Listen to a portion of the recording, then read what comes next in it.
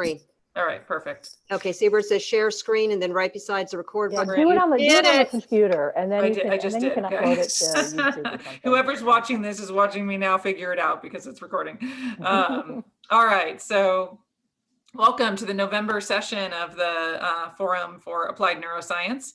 Super excited to have all of you. We had a great October session with Kimberly. So for those of you who joined, hopefully you took something away from that. And we actually have our next 3 speakers all on the call today here to listen to Nahid. So next month in January, we have Ryan. So we're super excited about that. He's going to be talking about the leader's mind, the next frontier in leadership development. And then after that, we have Jerry, who's so graciously helping me with the record.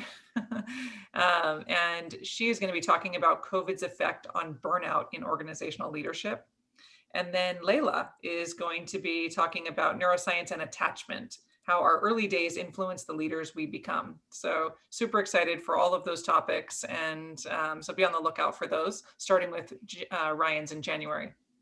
But moving to today's topic, please meet Nahid Casazza. She is the owner of Nahid Coaching and Mentoring, where she works with clients individually and in small groups to grow more effective as business leaders and independent professionals. She focuses on 4 critical areas of development: organizational, communication, self-awareness, and leadership. Prior to starting her own business in 2002, she spent 15 years in the high-tech industry, where she was inspired by entrepreneurial leaders who built high-trust cultures that ultimately and naturally drove performance and results. She has her master's in business from Pepperdine and her bachelor's of science in psychology from Michigan State. She's a board-certified coach and president of the Orange County chapter of ICF. And in her role there, she led the team to win the Finding Your Voice Award, distinguishing them among 150 chapters worldwide. She developed a success team program at the National Association for Women Business Owners that helped members accelerate their business success in professionally facilitated groups. Nahid served on the advisory board at Chapman's University Leadership Services to help develop a coaching program specifically for leaders. And she's also served as a coach and mentor to MBA students at several universities, including Pepperdine and Chapman, and in the National Association for Women Business Owners mentoring program for more than a decade. Pretty excited to have you here, Nahid. That's a very outstanding resume. And with that, I'm going to hand it over to Nahid to talk to us today about positive psychology. Thank you so much, Jennifer. I really appreciate it. And thank you all of you for coming, and thank you for having your faces there so I can see you. It makes it a little bit more feel like we're all here together in person. So what I'm going to share with you today is something that I learned this year. So being at home more time, I had more time to do learning. We're going to be talking about this book, Positive Intelligence by Shirzad Chamine.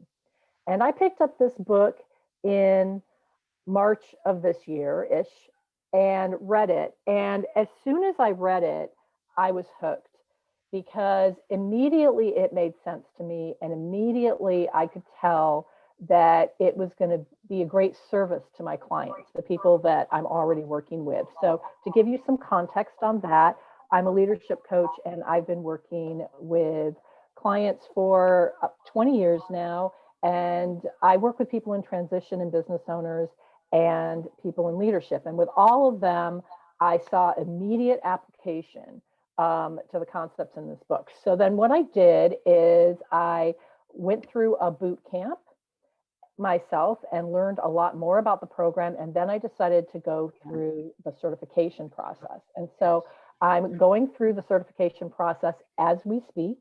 And I'm already at the point where I'm running my own boot camp. So I'm running kind of my first boot camp through the program right now. I'll be running some more boot camps in January. And so what I'm here to share with you today is everything I've learned. Jennifer and I thought it would be interesting to this group because Shirzad's model is neuroscience-based. So that's kind of the context I'm coming to you from. I am not a neuroscientist myself, so I may not have all the little details behind the neuroscience, but I'm going to share with you everything I think I know about it, and we're going to facilitate some great discussion around the concepts as well. So with that, I would like to share my screen. Let's see here. Leave me alone. So can everyone see this? Thumbs up or good? All right, excellent. So I think I want to start by giving you some context of where I'm coming from. So how this applies to me. Why did it intrigue me? So as a leadership coach, one of the things that I find is that a lot of the time I spend with my clients involves helping them understand what their stress triggers are. Because when leaders are most unproductive at work, it's because they're really stressed out, and their stress is infecting everybody around them, and their teams are getting intimidated, and have an edge to their voice, and they're also not as effective in their ability to deal with challenging situations. So one of the most important things I do with my leaders is help them identify their stress triggers and become aware of the behavior patterns that they sometimes exhibit as a result of their stress that can be very self-destructive, and help them turn that around. So when I came across this book, his program, his mental fitness system, gives a very simple tool and process to do just that. So that's kind of one of the big clicks in my brain, as this is going to be great to work with my clients. The other challenge that I think a lot of us who are coaches on this call might share is that sometimes when you go into an organization and you coach a leader, you get maybe 6 months with them. And so they may become very aware of behavior patterns that serve them and don't serve them during those 6 months. And they may be able to stay focused on the ones that aren't serving them and even make some changes. But then once they're not working with me anymore, and they're not getting that constant reminder to keep noticing these things and to keep paying attention and make these shifts, they will often lapse back into old behavior patterns after the coaching assignment is over, and especially when they're under stress. So again, if you have any kind of a tool that's simple, that they can remember, and anything that they can practice, then they can continue to do this after the coaching time is over, after the official coaching time is over, and they will make more permanent changes. So that's another thing that was really exciting to me about the model that Shirzad has in this book, is that it has a large focus on practice. And it's a very simple system, so it's super easy to remember. The third thing that I thought is really incredible is that, and any of you who work with people, and probably from your own experience, stress at work affects home, and stress at home affects work.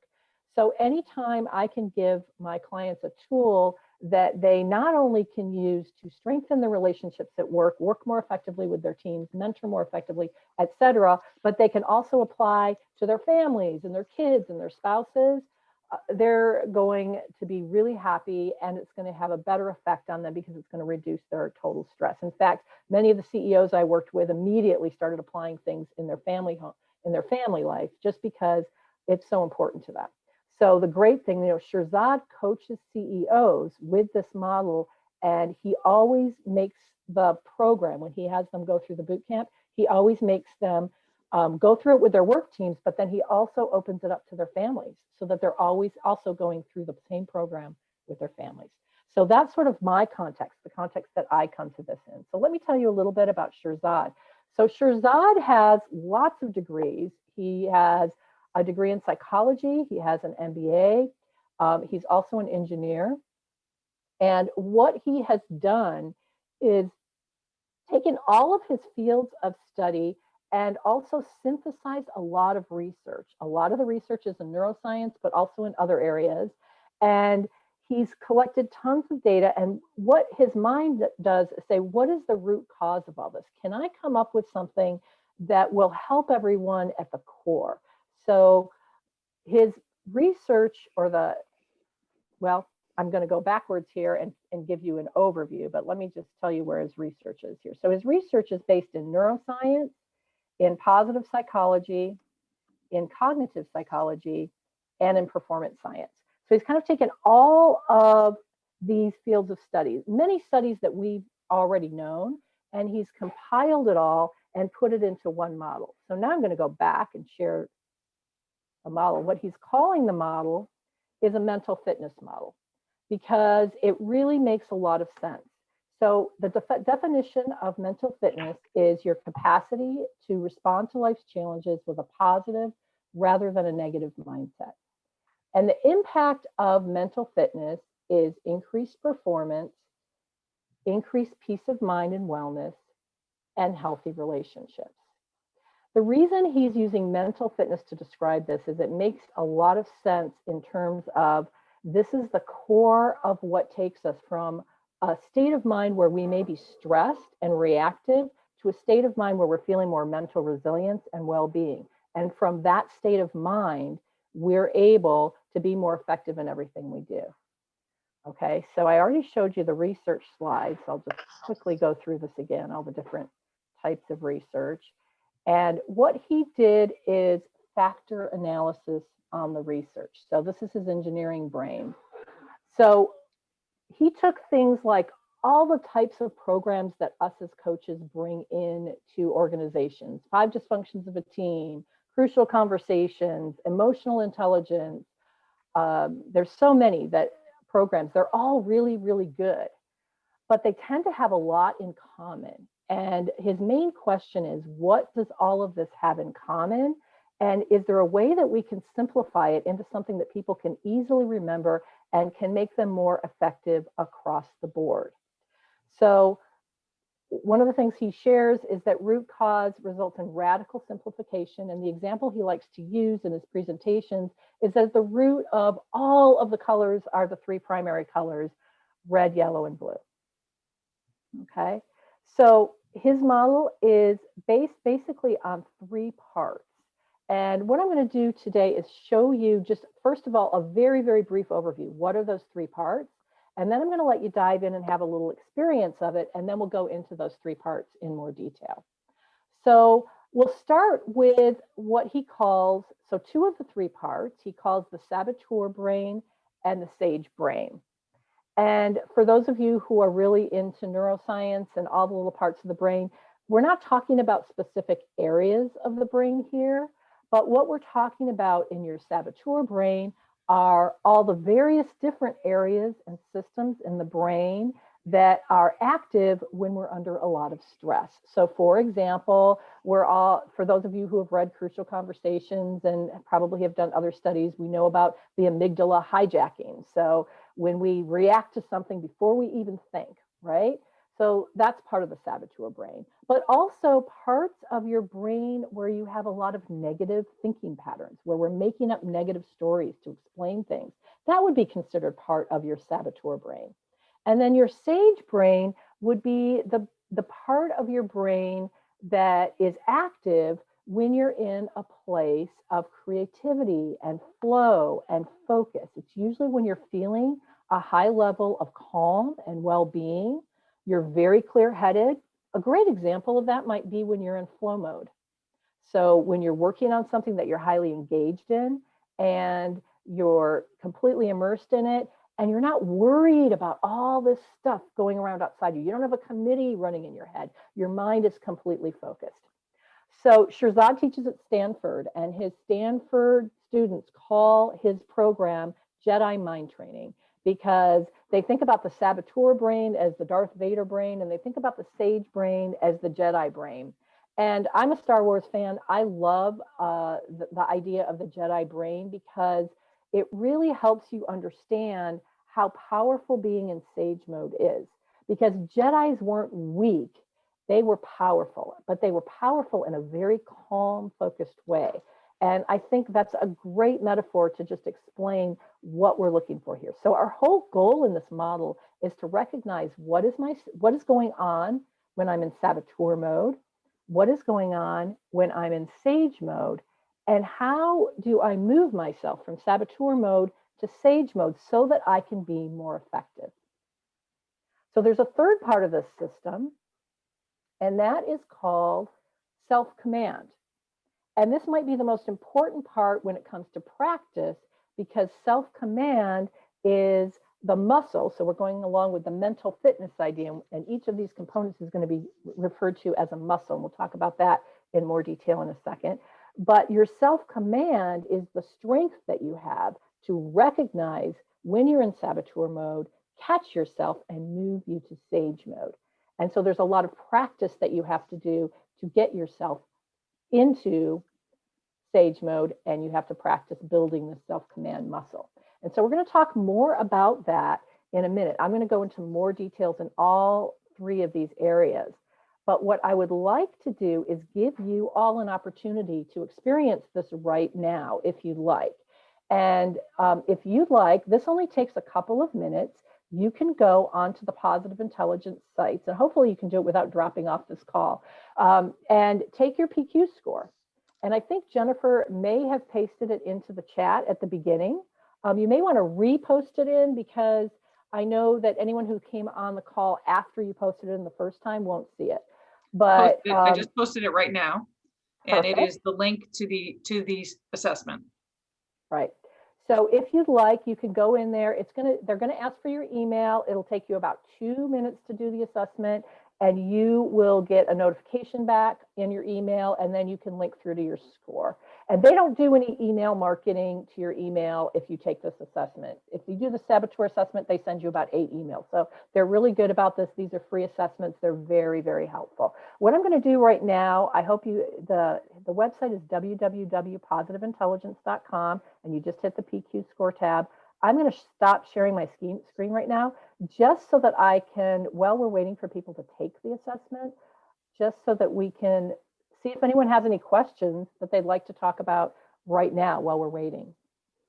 So anything come up for you right now? Any questions, any thoughts? I know I haven't shared a lot of details with you, but I'd be happy to answer any while we're waiting for some people to take the PQ assessment. And once you've taken it, feel free to type your score into chat, or at least say that you're done with the assessment in chat if you don't want to reveal your score. And then once enough people have done it, I'll tell you what your score means. I wonder how the scores are skewed at all given the stress of 2020. That's a great question. So the thing about this particular assessment, or it's like a little score, is it only takes 2 minutes to do, and what it's really measuring is how you're responding to stress. So yes, you'll have a lower score if you're experiencing more stress, for sure. And but that's okay, because the idea is as your score increases, you'll have built the muscles to respond to stress more effectively, no matter kind of what kind of a year you're having. So if God forbid we have a worse year in 2021, we'll all be very well prepared. Any other questions or thoughts while we're sort of waiting to see people get the results?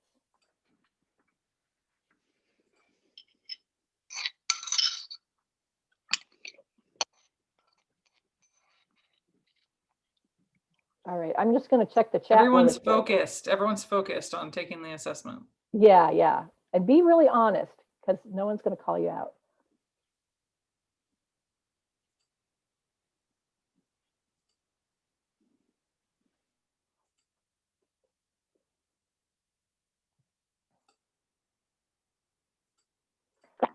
So I'm looking at the chat right now. Would this align to David Rock's Toward Away model? I don't know David Rock's Toward Away model, but I'm guessing there would probably be some alignment. Does anyone know it? Does anyone want to share it while people are getting their PQ scores? Yeah, I commented further down, Nahid, that I think there's a lot of alignment between it. So the Toward Away is basically when your amygdala is getting hijacked, you're moving away from something, and your PFC is shutting down, as opposed to when your amygdala is quiet and your PFC is open, that's when you're able to move towards something, right? So I think there's some overlap there. Yeah. Yeah, what I've noticed is that this model, you can correlate this model to almost anything. So I have a pod of coaches. Some of them are on today, and thank you guys for being here. And we've worked on it, and we've been able to correlate it with a lot of things. I also am running a pod through bootcamp right now, and these are my clients that are already in my group coaching program, and we have gone through many other models of personal growth, and we've found tons of correlation. We've been able to draw lots of lines. So I'm guessing because of the factor analysis in this, you're going to see correlations to everything. And I think that was the whole purpose, by the way. Okay, how are we doing? I have no sense of time when I'm speaking, so I don't know if you guys need to wait more or if some of you are getting. Some are waiting. Okay. Just got the email done. All right. Some people are waiting for theirs to come through. Okay, so some people are waiting for their scores to come through. Some people are waiting on the emails to come through. Is anyone comfortable sharing? You don't have to share out loud, but sharing in chat kind of what your scores are. I'll tell you that most people, when they take this, get a score between about 30 and 60. And that really has to do with how much stress you've experienced in the last couple of days, because they're really asking you kind of how you've been feeling in the last couple of days. So if you're having a super stressful week, you may be more down towards the 30 end. If you're having kind of a really easy week, maybe you're down, someone put 63.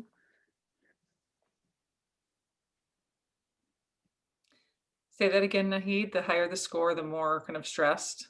The lower the score, the more stress you're probably experiencing. Okay. Yep. And the higher the score, kind of the less stress you're experiencing. So these scores are going to change. And when we do the boot camps, they run between 6 to 8 weeks, depending on what we do. And so in my 8-week boot camp, I had everybody take the assessment at the beginning of the boot camp, and then I'm going to have them take it again at the end of the boot camp. All right, we've got quite a few. So I think a lot of people are done, and if you're not done, you're going to get this really soon. So I'm going to go back to sharing my screen, and we'll talk to you about what your score means.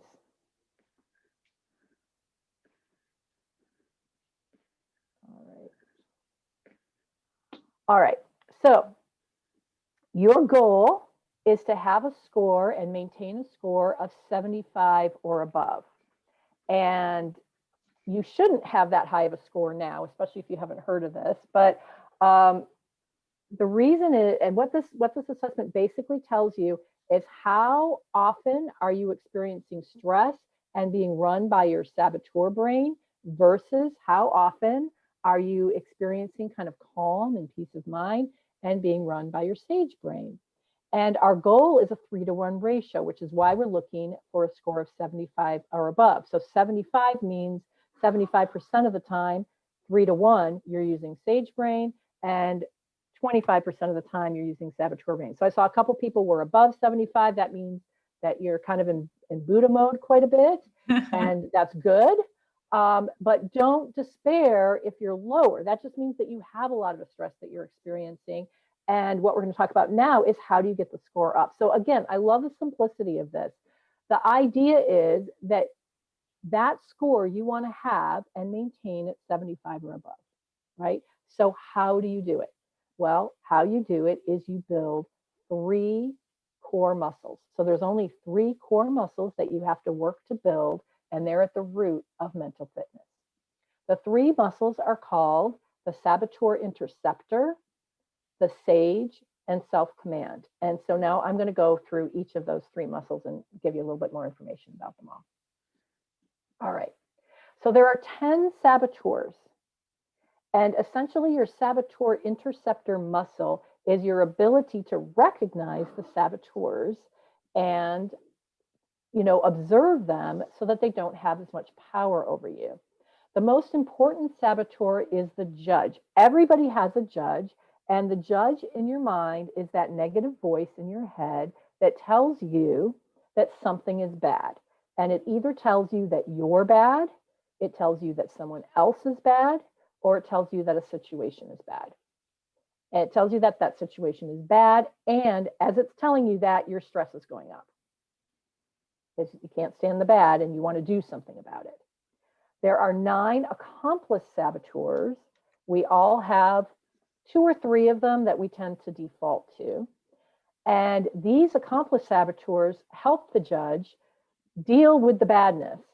So they all have, what I love about them is, again, they've been simplified, right? So the judge has this character here that looks like an angry judge, and each of these accomplices has a character associated with it. So you can see the icon there.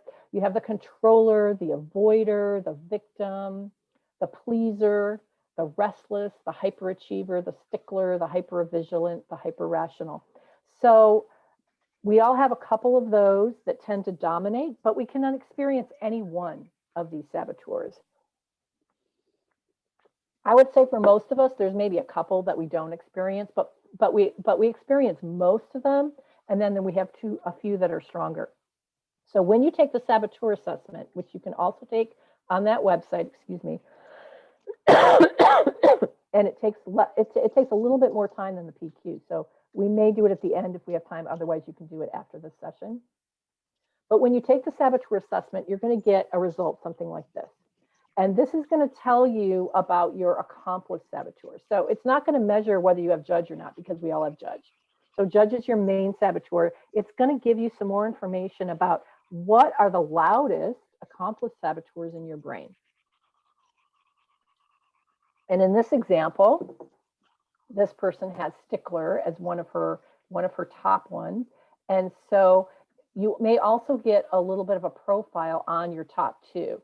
And it kind of gives you the characteristics. So the stickler is punctual, methodical, kind of a perfectionist, and they get really, really irritable and critical if things aren't going right. And so they talk about kind of some of the behavior patterns that stem from that. So each saboteur has a profile and a specific set of characteristics and thinking patterns that you can learn to recognize in action. Each saboteur motivates you based on fear and other negative emotions, thereby limiting your effectiveness. So let me give you an example with the stickler. So the stickler actually, just like all of the accomplice saboteurs, has great characteristics, and even the judge has great characteristics. So it's kind of like strengths that are overdone. So the stickler is really good at getting things right and doing things the right way. But if they overdo that in response to stress, then what happens is they get a lot of judgy energy, and that energy kind of infects everyone else around them. And so everyone around them feels negative and deflated. And it also damages the person, because besides the fact that everyone else is feeling criticized and demeaned around them, they're also feeling really, really stressed. And sometimes they get stuck because they can't move because things aren't right. So they can't make decisions, for example. So every one of these saboteurs has a kind of a profile with thinking patterns that you can learn to recognize. And when you go through the boot camp, you learn more about the ones that come up to the top for you so that you can recognize them when they're happening. So one of the things that is really easy to kind of help you recognize when you're in saboteur mode versus when you're in sage mode is that the saboteurs motivate you through negative emotions. So for example, you may still get great work done if you are being taken over by your judge and your stickler accomplice, but you're going to feel really awful. And you may be, let's say, doing a paper or project that you need to get done, and you may go over it and over it and over it and over, and you may be experiencing lots of adrenaline while you're doing that when you're under the stickler. Oh, this isn't right. Let me spend more time. You might end up spending 5 times as long as you want to spend on it, but you still might get it done. So when you're in saboteur mode, and the stickler isn't the only one, it's just the one I shared because there's the profile there, but every single saboteur has its different way of sabotaging you or making it really, really difficult for you to be effective. So you can still get a measure of success, but the cost associated with that is tons of stress, tons of drain, tons of depletion, and a lot of damage in the relationships around you. However, when you're in sage mode, you not only get the same amount of work done, you actually get it done better, because what you're being motivated by is positive emotions like engagement and interest and curiosity. Wow, I wonder when I'm going to learn about that. There's not a lot of self-judgment, so you don't blame yourself for mistakes. And you can really get interested in the projects that you're doing. You can plan for them, you do them well, you do them with more focus. If you get interruptions, you don't snap at people because you're in a state of well-being and you have a lot of mental resilience as you're going through it. So when you're in sage mode, you can be doing the same things in your life, generating somewhat similar results, but you're able to have more success in sage mode and a sustained level of happiness.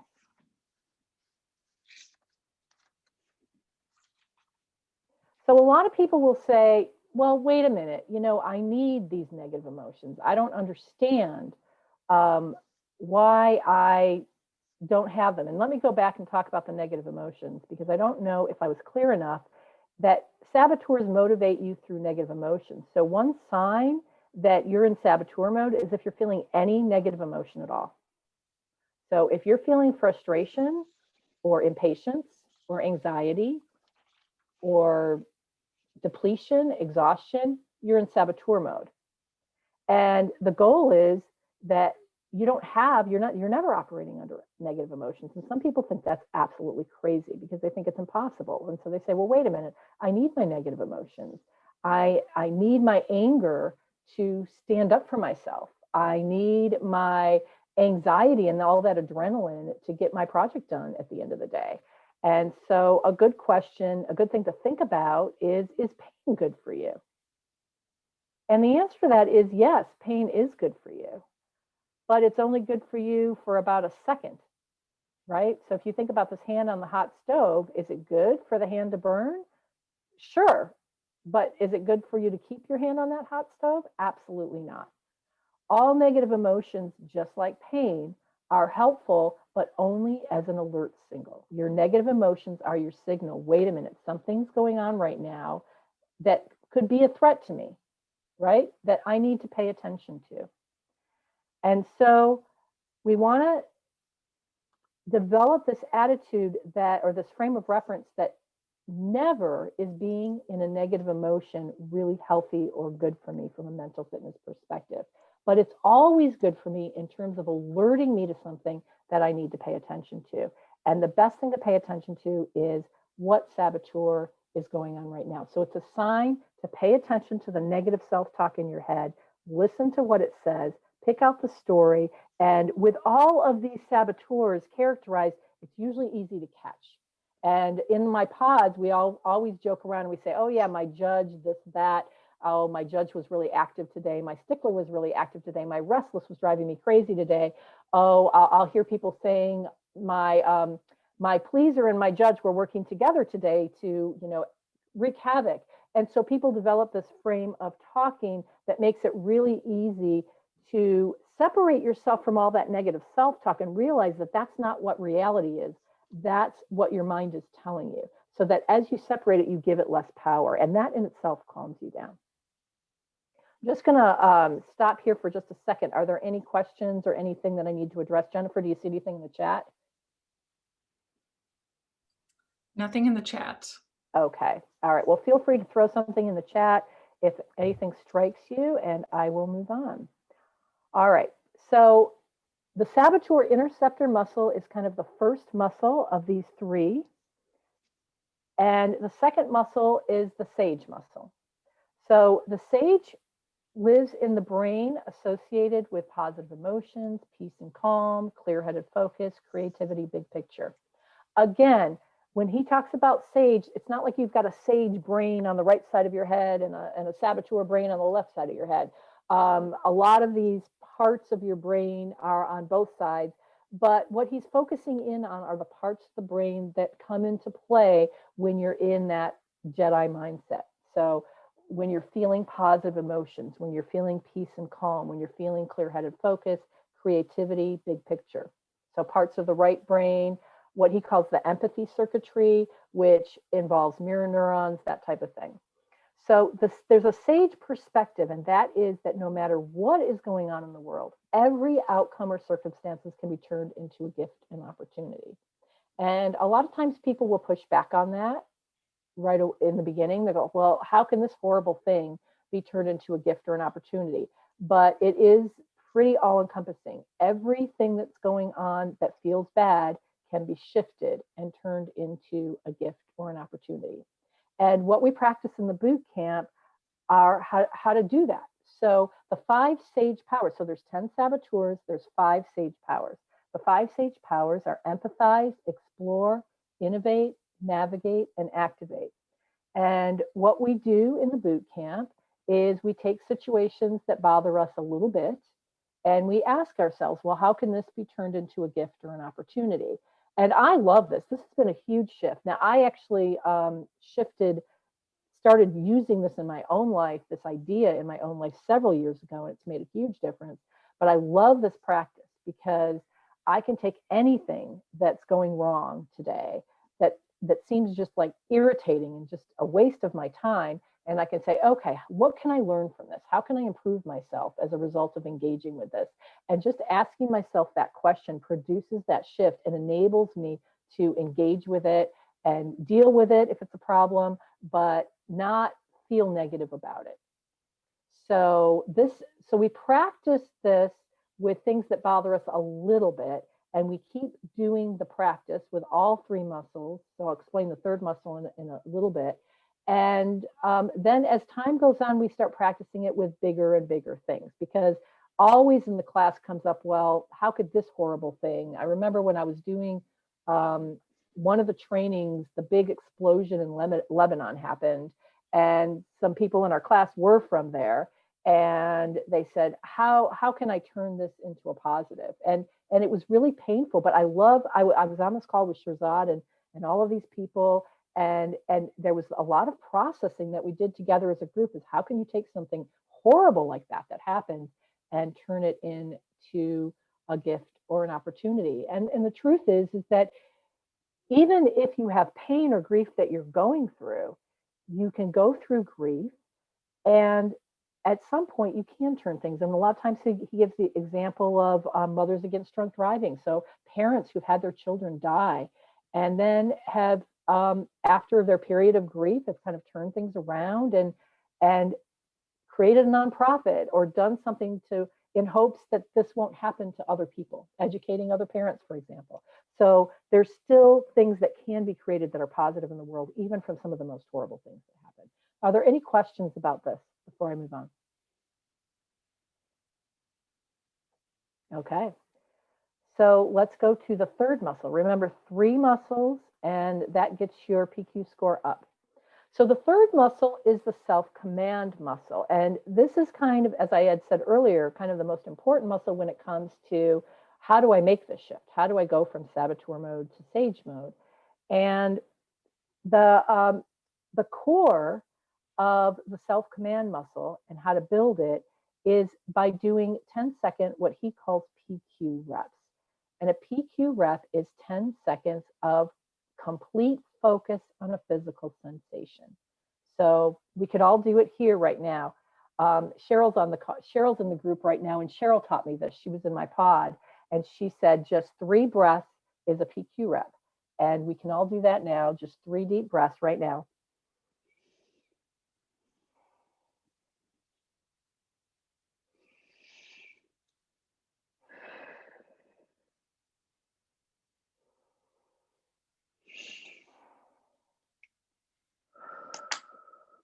And just notice, that's it. That's 1 PQ rep. Just notice, do you feel a little different? It's amazing because I feel different just after doing that, right? So that is 1 PQ rep, 10 seconds, 3 breaths. But there are other little tricks, like Shirzad has you do this thing where you rub your finger against your thumb. It's kind of the main one that a lot of his CEOs like to do, because it's something you can do subtly when you're in an intense boardroom and people are all contentious and yelling at each other, and you can kind of pay attention to your fingers rubbing against each other without anybody knowing that you're doing it, and that can calm you down and kind of move your shift. So for those of you that have done some degree of meditation or yoga or mindfulness practice, what you'll notice is that this is very similar. It's basically a core factor of those things. So when you spend a lot of time meditating, or you go to a yoga class, or you do mindfulness practices, you know what it does to your brain. It completely shifts you from one place to another place. But what the challenge is that, first of all, for a lot of people, it's really hard to find time to meditate and do mindfulness practices. But for those who do, usually what they'll do is they'll wait until they can find a really peaceful time and place and do it then, and do it for maybe 15 full minutes or something like that. And although it's really helpful when they do it, it often doesn't help them when they're at their crazy, work environments, when people are interrupting them and they're trying to get work done and they have interruptions and they have 5 different people coming to them at once and they have a team conflict and 2 people on their team can't get along. And so a whole project's at risk because those 2 refuse to speak to each other. So you've got all of this going on. It is really hard to get into that mind frame. So what he's done is he's boiled it down into 10 seconds. And what I like to call these are mindful moments, but he calls them PQ reps. And what's really important is you just pepper them throughout your day and you try to get as many done as possible. This is the practice. This is the practice that will raise your PQ score. So the goal in the book, so if you get the book and you read it, the goal is to do 100 of these a day. And it could be anything from paying attention to the soles of your feet and the pressure as you're walking to the bathroom. So he suggests coming up with sort of triggers during the day to remind you to do a few PQ reps. When you're in the boot camp or you're in the program, because you're doing so much learning related to this, he knocks it down to 36. So my goal is to get 36 PQ reps in during the day at some point. You can do something like a yoga workout in the beginning of the day or the end of the day, and that'll give you all of your reps for the day, but that's not really what's going to get you to the place you want to get. You want to be peppering these throughout the day. So he has, let me see if this is what I have here for the next slide. Yes, exactly. So one of the things that I absolutely love about this program is that if you go through the boot camp, you get access to an app. And this is an app that you could find in your app store, but you can't get it. You can't get into it unless you've actually gone through the boot camp and you're registered in the program. Once you're registered in the program, so this is mine. So I have an app on my phone, and every morning it gives me a lesson, a focus of the day. Usually it's about maybe how to build one of my sage powers, or it could be how to recognize my top half saboteurs. So hyperachiever is one of my top saboteurs, and it might say, how does the hyperachiever affect relationships? And so I might learn about how the hyperachiever actually can create separation in relationships because of what it does. And so I'll learn those lessons, but I also have a little monitoring system, and it tells me, so this day that I took the snapshot, I was at 24 out of my 36 reps. It has a little charge. It tells me how my charge is. And so sometimes in some of our pods, in my pod that I'm running right now, we have this fun goal of trying to keep our charge up all day. And it's really hard to do, but it really helps you remember every few hours to do a few PQ reps.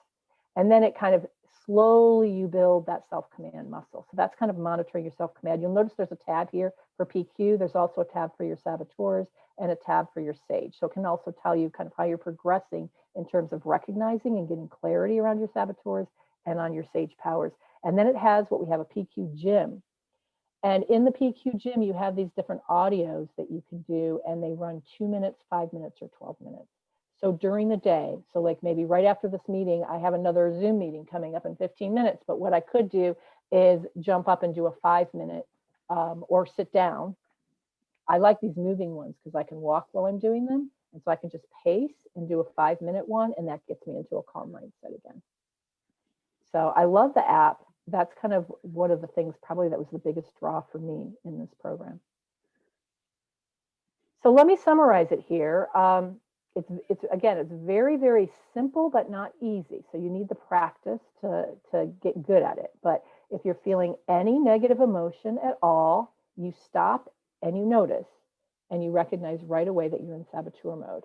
Number 2, you do some PQ reps immediately. And so a lot of people will just do this right away to quiet your saboteurs and just help your brain recognize that you're in saboteur mode, listen to them, and activate sage. You assume the sage perspective by asking yourself, How can this particular situation or problem I'm in be converted to a gift or an opportunity? And then you generate the gift by using the SAGE powers: empathy, curiosity, creativity, calm, clear-headed action. So let me give you an example. I'm in a meeting and something I said triggered somebody, and they're starting to yell at me in the meeting. Now, normally I would be embarrassed, mortified at being yelled at in a meeting. I'd get defensive. I might go in, I have pleaser as one of my SABs. I might go into pleaser mode and just try accommodating and smoothing things over. So that's what I would typically do if that happened. So you could do that. You could just let your amygdala and your saboteurs kind of take over and react to that person who's yelling at you. However, if that person's yelling at me, I'm going to get the surge of emotion. For me, it's a surge of adrenaline, anxiety, and fear. So I'll have that happen, and I'll go, okay, I'm in saboteur mode. So I might do some PQ reps. If they're yelling at me, I might take some deep breaths. I might rub my fingers together, and I might ask myself, okay, what's going on here?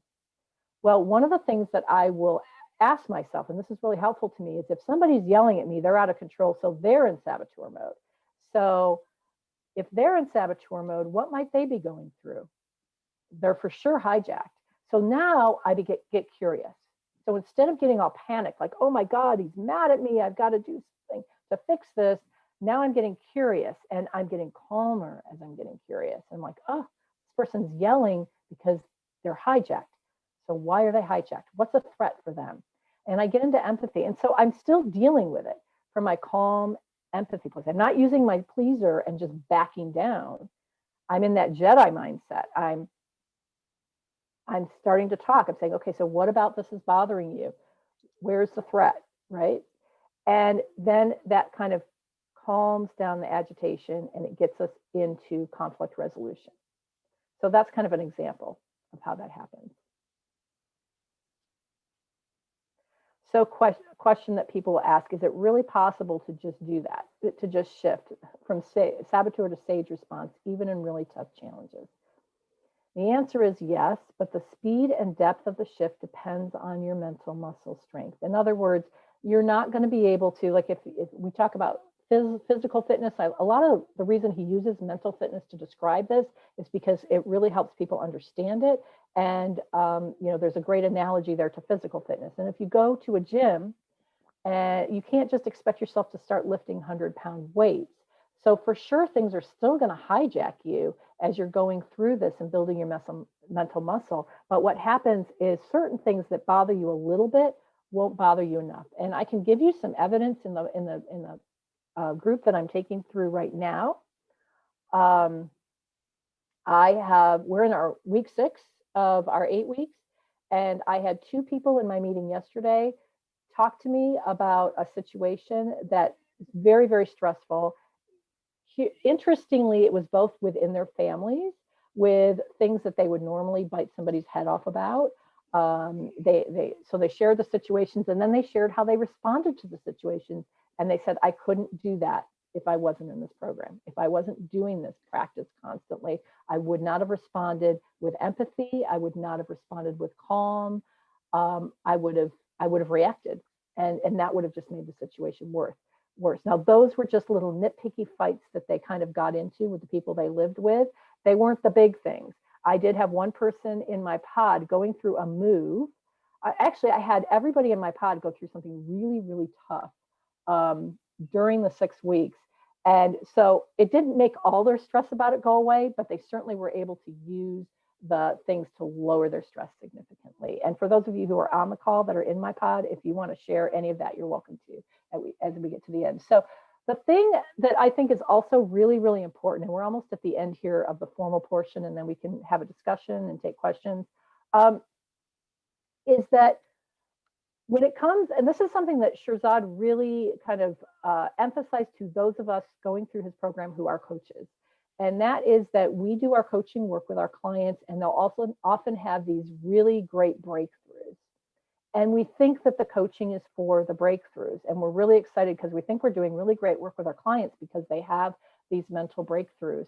And unfortunately, those insights are really only 20% of the story, because they don't automatically lead to transformed behavior. really you have to use that practice. And we talk about the brain, the neuroplasticity in the brain. What we're really doing is rewiring our brain. And he has done studies that basically say that 15 minutes of practice for 6 to 8 weeks of these particular concepts, very intense practice, which is why we do it in a boot camp setting, actually has shown differences in people's brains in fMRI imaging. So they've actually shown regions of the brain changing in the fMRI imagery. And I can believe that based on the kind of the pod that I've gone through and then the one that I'm taking through right now. But it does take that practice. And one of the things that kind of has really inspired me about the system is I really want my clients using some kind of practice as a basis for my coaching with them, because I really want them to maintain the changes that they develop during our coaching work far after I'm not working with them anymore. And so what you're really doing in this boot camp is you're literally rewiring your brain. You're literally burning new neural pathways to the calmer part of your brain so that you go there more readily in the face of challenges. Applications. So there are tons of it. So I kind of came to this sharing with you as a leadership coach, sort of how I felt like this applied to my clients and my work with my clients. I'm very excited about this because also of the work that he does with families. So as I said in the beginning of this, he works with CEOs and he always invites the CEOs to bring their families in. Relationships, some of the successes that the people in my pod have already shared have had direct relevance to their personal family relationships. Schools and students. So I have from the beginning kind of had this crazy idea. I sort of shared it with Jennifer early, and I don't know if this is even possible, but I would love to get this into middle schools, because I think for kids, this is when they're under the most stress. And if they could have a little pod of, and pod is kind of our term for the learning group. It seems like it's really ideal going through this program with a group of people, and 5 seems to be about the ideal number of people. And to have a little pod of other, peers that are there to support you can just be so helpful in those middle school years when you're going through all the drama that you go through with all the cliques and fitting in and all of that.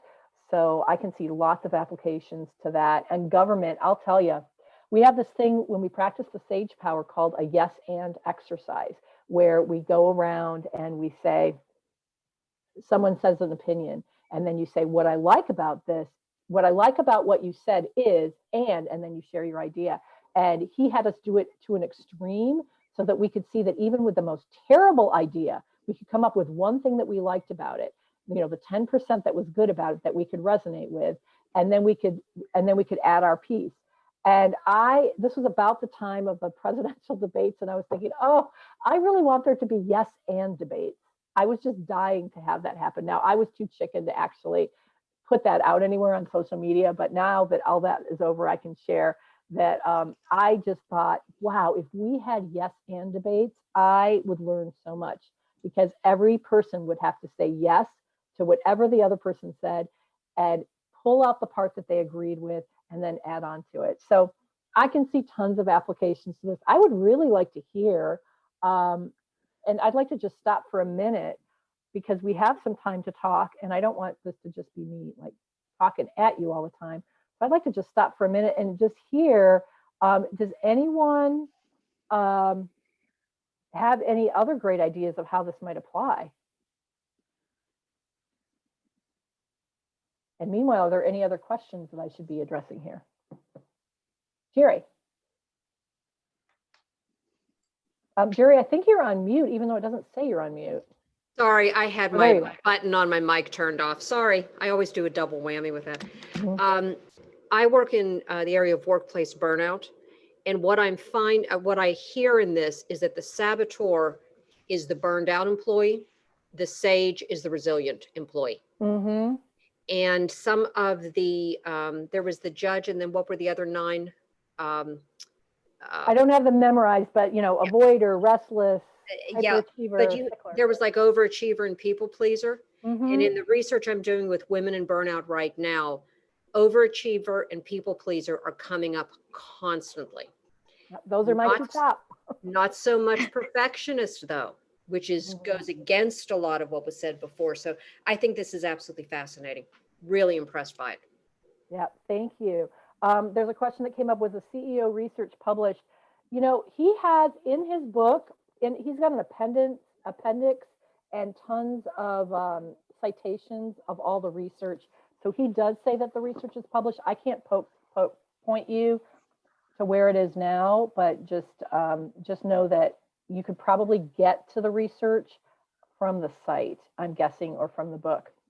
But he personally did research with over 500,000 CEOs because he's part of YPO, which is a huge network, and he's taken tons of people in YPO through the network. Plus, he coaches CEOs up in Silicon Valley. I did want to talk about the burnout thing.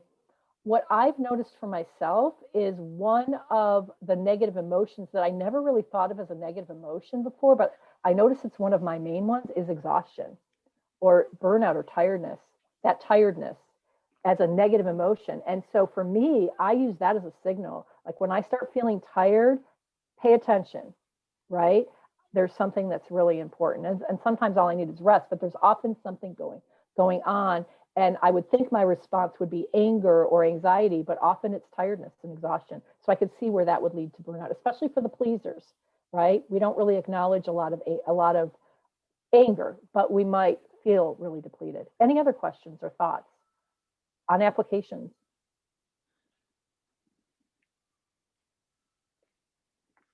All right, well, keep thinking.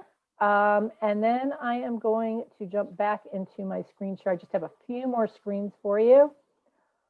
And then we will be done. Hey, Nahid, can I ask a question? Sure, Brian. Yeah, thank you. I had taken this guy's assessment where you identify which of the saboteurs seem to affect you the most. And I found that really interesting. So if other folks are interested in checking that out, I had to scroll through my results and get to the end to be invited to do that. I think there's another link to do that. But when we identify our saboteur, our particular saboteur that seems to be sabotaging us the most, how do you help people get beyond that? What is some of the approaches that you take? That's a great question. And let me, I'm going to address that actually right now. So but I'll make sure that I circle back and give you a few more details on that. So if you wanted to apply this right now in your life, what are some things that you could do? So one thing you could do without doing anything else is start practicing PQ reps. So one PQ rep is 10 seconds of intense focus on a physical sensation. And just try to do 20 or 30 of these spread out throughout the day. And if you can develop a habit of that, you're going to notice a difference right away. The second thing is what Ryan just said, which is notice your saboteurs. Take the saboteur assessment. And for those of you who want to do it right now, you can. Or if you want to do it after the session, you can, but I'm going to show you where to go to take it. But it's that same website and it's on the Saboteur tab. It just takes a little bit longer than the PQ assessment, but it'll give you that profile. So I'll tell you about what to do with it. But read the profiles of your top saboteurs and see if you can notice how they show up in your life. If you can observe them, they have less power over you. So the first thing, Ryan, that you asked is how do we help people work with their saboteurs once they take that assessment and kind of identify their top three. So the first thing we do is we help people notice the judge, because the judge is the primary saboteur. So when you take your saboteur assessment, you're not going to see the judge on there because everybody has one. So what you're going to see is the 9 accomplices. You're going to see what your top 2 or 3 accomplices are, the ones that are the loudest in your brain. So we help you notice the judge first so that you can get really used to noticing the judge. So noticing is where you get your power, because when you notice something in your brain, you realize that it's not you and it gives it less power. So that's the first thing we do, is we notice. And then you learn the characteristics of your saboteurs, your accomplice saboteurs. So for example, are you comfortable sharing what your top ones are, Ryan?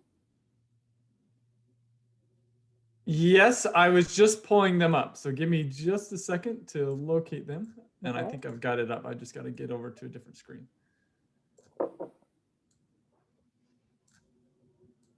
All right. So I've got hyper rational and hyper achiever are the two top ones. Okay, great. So I have hyperachiever too, so I'll share that one because I had all the lessons on hyperachiever. So what ends up happening in your app as you're going through the boot camp is you have a whole week where you're working on the judge, and then you have a whole week where you're working on your top saboteur. And so my top saboteur was hyperachiever, so I remember those lessons. And what they do is they talk about what the hyperachiever does, and with the hyperachiever there's an over focus on success. And so they talk about when the hyperachiever is overly attached to the outcome of success. I also have some hyperachiever clients.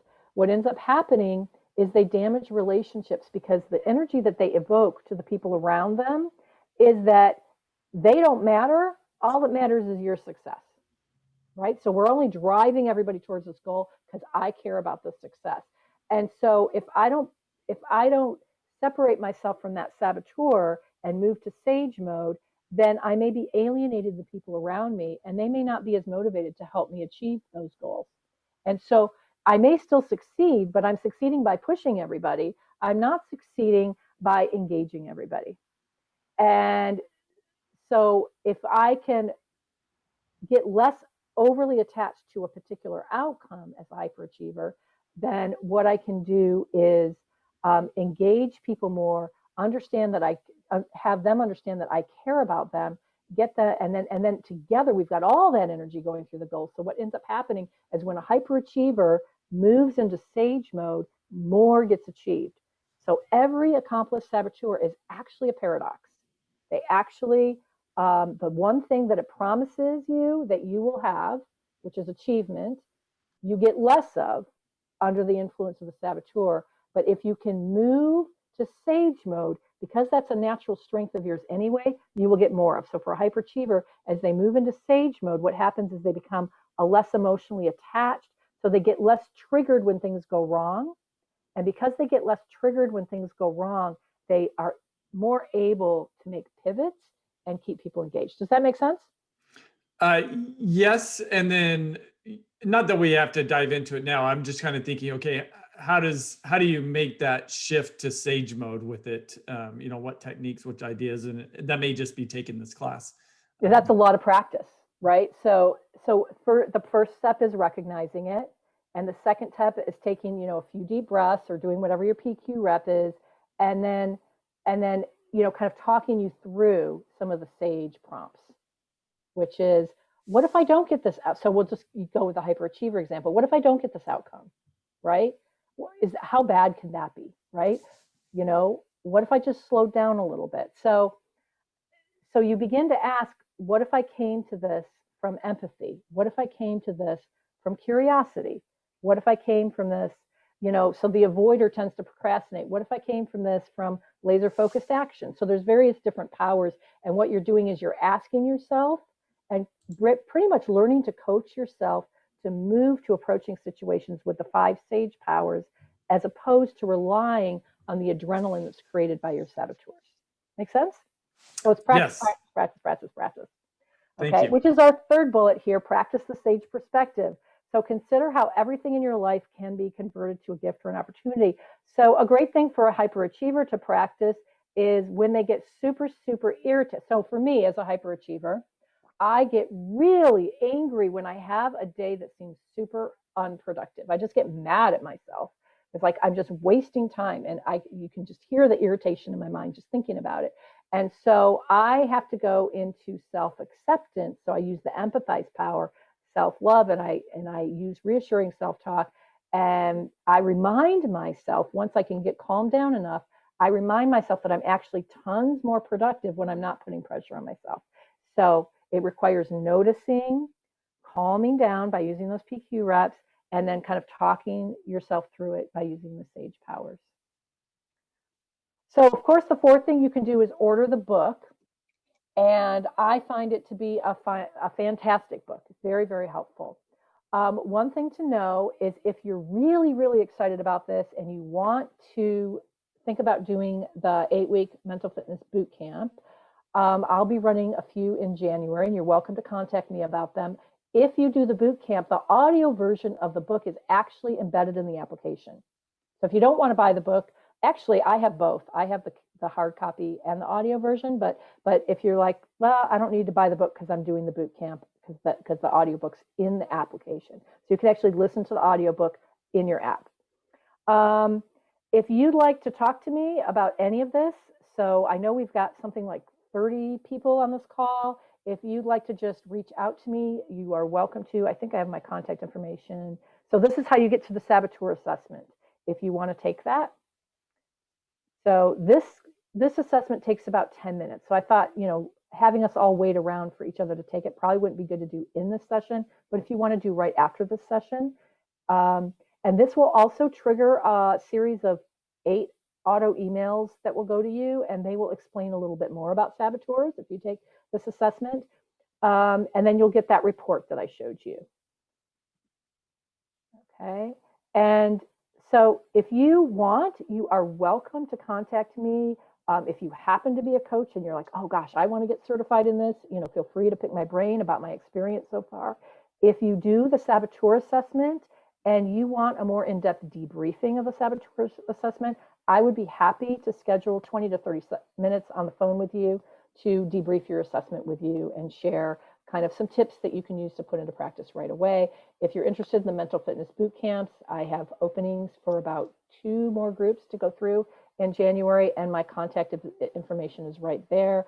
I'm going to take it out of slideshow mode now, so if you're interested in that, feel free to do a screenshot. And I think I could put my contact information in the comments as well. All right. So that ends our formal presentation, and I would just be happy to ask any questions or talk to anybody for as long as you'd like to stay. I think we had, Jennifer, how are we doing on time? I know we have it allocated for an hour and a half. I don't know if people are getting tired. Yeah, I mean, we have till 10:30 Pacific time, technically. So there is a question, Nahid, around negative self-talk and whether this could be considered trying to reverse that. For example, would this be recommended for reversing a negative self-esteem from childhood? Yeah, I mean, in fact, most of these saboteurs, the birth of the saboteur typically is, like a survival strategy. It's kind of like how you learned to cope with the things that scared you as a child or upset you or angered you. So you develop this strength, this way of doing things, this way of handling things. So I'm going to go back to hyperachiever because that one's an easy one for me. And that is maybe I grew up in a family where I felt like I was worthless unless I achieved something. I might develop a hyperachiever saboteur because I might get really anxious if my parents don't seem to like me very much. I'm being a little bit exaggerated here, but then I have to get A's in school, or I have to do well at this, or I have to do well at that. So that could be the hyperachiever. So then, but from the framework of an adult, I'm not in that situation anymore. So I can go back and say, okay, so regardless of how I came up with this, it's not serving me anymore. And as I can reprogram my way of thinking of things. So I don't know if that answered the question or not. Thank you. What other questions do you have or thoughts do you have?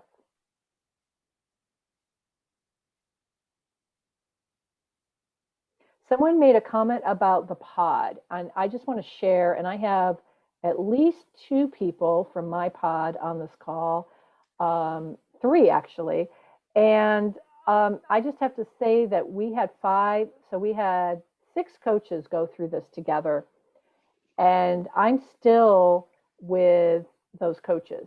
I mean, it's just been wonderful to meet every week and support each other on, and of course, on the positive intelligence stuff, but we also support each other on other things now too.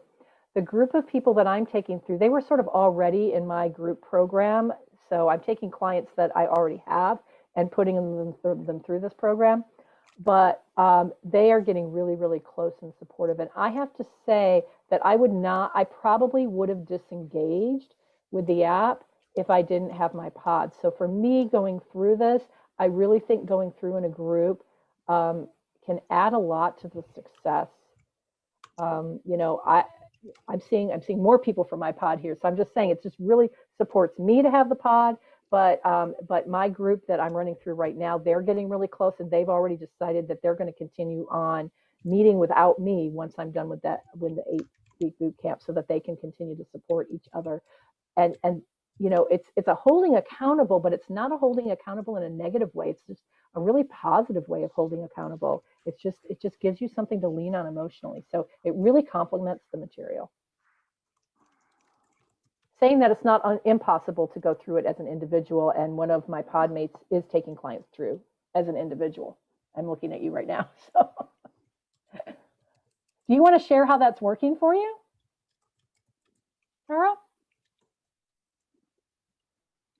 Nahid, first of all, you are amazing. I love this whole thing. And you have been a pioneer to go out and just start to spread the information about this amazing concept and program. So thank you. Thank you. Yes, I have had lots of fun with this. It's been incredible work. First of all, I was searching for like the last 5 years on how can I integrate more neuroscience into my coaching. And I wanted more of that, but I didn't have the time at the moment and I couldn't really dig in. And then I also wanted to work with groups more because I was doing a lot of one-on-one coaching. But I stumbled upon the book and then I took the assessment. But for this opportunity, even like 4 months before this opportunity even became available, of going through this coaching opportunity with Shirzad. And I actually started to see my clients shift when they just took the assessment for free. So I was using the book as part of some learnings, but also when they saw their saboteurs and their PQ scores, they wanted more. And it's where people get stuck, you know, and if you can help them face their fear of where they get stuck, it's great to soar with your strengths. It's great to know who you are, your emotional intelligence, all that good stuff. But it's where we get stuck and holds us back the most, and we don't become the better version of ourselves. And so I've been working with, you know, my clients before one-on-one and integrating it with other assessments that I'm doing. And I say, okay, what does this assessment say about you? What is this assessment? So on and so forth. And then they do an executive summary and they say, okay, what are the major themes that you see? What are your strengths that you want to capitalize on? And what are the things that get in your way? And so that's how I've been doing it. But I agree with you, Nahid, if you can get people in a group, it helps bring them together more. And it just, as we all know, group coaching and accountability helps keep everybody on track in a way. And the groups are, and our group is amazing because we just all come so hungry to be in that sage mode and learn from each other and just explore and have empathy towards our journeys. And it's just such a special place. So I hope that helps. I don't want to take up too much more of the time. No, thank you, Tara. I invited you to share, and I really appreciate it because what Tara's doing is she's not only doing it in a group, but she's also taking some of the executives that she's worked with individually, and she's able to use these assessments along with all of the other executive assessments that she's using and just really bring self-awareness to the individual coaching. So it's not like it's necessary to use the group, but Tara's in my group and we love being in that group together because it's so empowering. I'm just going to ask for maybe one more question, and then I know if we want to share a little bit about what Ryan's going to be talking about next time. I think that would be really fun. I know there's a couple of people who are in my pod right now. Beth, I don't want to put you on the spot, but I see that you're here. And do you want to share anything about what the experience has been about going through it in a group? And if you're fine, just unmute yourself. Sure. Sorry, I don't have my camera going, but Okay. hello everyone. I'm part of Nahid's coaching group. I've known her for about, gosh, almost 20 years now, and off and on through the years done different types of coaching with her, mostly in group settings. But I found that this pod and the group of people that I've been going through the program with, and we are starting our 6th week, has been incredibly supportive. And I think it's really been positive for me to hear what other people are experiencing and some of the challenges. And it helps you to better relate to one another and know you're not, just out there on your own crazy island, right? But it's very good at helping to reground when you have days where, things get the best of you and you're struggling with your different saboteurs, or the judge is really hot and heavy. And, it's interesting how unaware I was in the beginning. And then once you get that awareness, how you see it kind of everywhere, and then you keep moving through and you get to back it down. That's a little bit to what Ryan was asking with his question about, well, okay, I've identified my saboteurs, but how do I get from A to Z? And it's like Nahid said, it's the little bits of PQ reps. It's going back over situations and thinking, okay, could I have handled that better? Or, I handled it really well because. And so there's just been a lot of wisdom gained. And I think that having the relatability to other people, and although the challenges that they're facing are not going to be the same as what you have in your life, the way that you approach them and handle them and can be a sounding board for each other is very helpful. Thank you for sharing that, Beth. Yeah, I just, I loved the experience that I was observing them go through together, just learning this material sort of for the first time. And what I found by going through and facilitating a group through it is that there's a lot deeper learning because people are sharing experiences. And then there's this place within the app where you can communicate privately just with your pod. And you'll see these little notes that people share, like, oh, my judge was kicking my butt today, and I wrote something that made myself laugh once, but it really lightened up my day. I was complaining about my productivity, and I'm like, my judge is worried that I'm not going to do this right, and I'm not going to do this right, and this is going on, and my judge is about to have a temper tantrum. And then I laughed, but it was so fun to have them to share it with. And so that just adds a little bit more to the self-awareness. It adds kind of the two components, the body component, which is the PQ practice, but then the social component, which is your group. So I think what we're doing is we're kind of taking everything that you can to really facilitate a shift. So thank you, everybody, for having me speak and for staying on as long as you have. I know this is a really long webinar. I hope it was useful to you. If there are any last questions, I'll take it. But otherwise, Jennifer, if you'd like to kind of say a little bit more about what Ryan's going to be talking about next time. Sure.